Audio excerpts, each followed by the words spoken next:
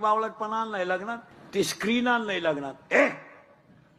ते स्क्रीन आणलंय, स्क्रीन. आणि त्या स्क्रीनवर तुम्ही काय दाखवतो लोकांना?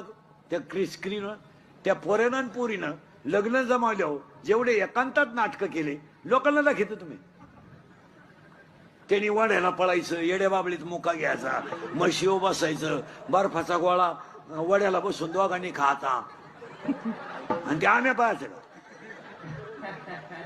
खरंय का खोटंय? ते प्री वेडिंग का काय म्हणतात त्याला? प्री अशी पागलपणा. नाही तर त्या पोरीनं वड्याला पळायचं, कॅमेऱ्यावाल्याने त्यांच्या मागं पळायचं.